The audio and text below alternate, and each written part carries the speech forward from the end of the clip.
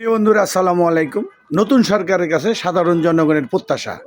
এখন আমি সুমন সাহেবের কাছে জানতে চাচ্ছি, এই নতুন সরকার, বিএনপি সরকার, আপনার প্রত্যাশা কি?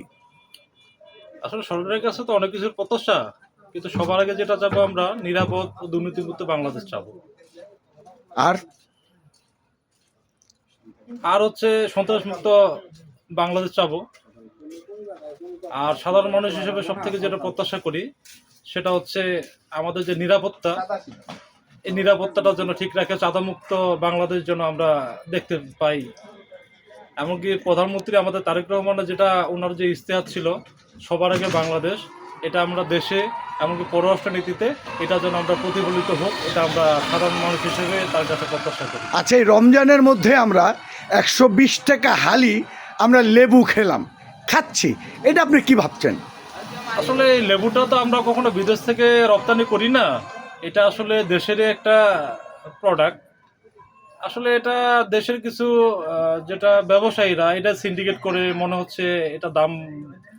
তবে আমরা যদি এটা না খাই, হ্যাঁ, আমরা যদি সাধারণ মানুষ মনে করি যে আমরা এক সপ্তাহ এটা খাবো না, তাহলে এমনিতে লেবুর দাম 50 টাকা হালি চলে আসবে, তারপর 20 টাকা হালি চলে আসবে। তারপর আমাদের যে নতুন বাণিজ্য মন্ত্রী জনাব মুক্তাদির হোসেন সাহেব, উনি আজকে ফিল্ডে নেমেছেন, কারণ বাজার গেছেন, বিভিন্ন জায়গায় যাচ্ছেন, হামলা দিচ্ছেন, আমাদের ভোক্তা অধিকার হামলা দিচ্ছেন দ্রব্যমূল্যকে নিয়ন্ত্রণ করতে। তা আপনি এটা কিভাবে দেখছেন এই জিনিসটাকে?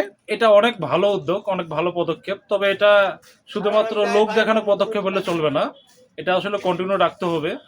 এমনকি শুধুমাত্র উনি নামলেও হবে না, প্রশাসনের, হ্যাঁ, ম্যাজিস্ট্রেট, সব জায়গায় সর্বাত্মকভাবে এটা যদি মনে করেন যে প্রতিহত করতে পারি আমরা, তাহলে ইনশাল্লাহ এটা আমরা একটা ভালো ফলাফল, হ্যাঁ, এমনকি যারা কালোবাজারি করে তাদেরকে ইনস্ট্যান্ট একটা আইনের আওতায় যদি আমরা আনতে পারি, যে কেউ কালোবাজারি করতেছে, দ্রব্য ভেজাল করতেছে বা সিন্ডিকেট করতেছে, এদেরকে ইনস্ট্যান্ট একটা শাস্তির ব্যবস্থা যদি আমরা করতে পারি, 6 মাস বা 1 বছর বা 2 বছরের জেল, শুধুমাত্র নট অনলি জরিমানা, জেলের ব্যবস্থা করতে হবে।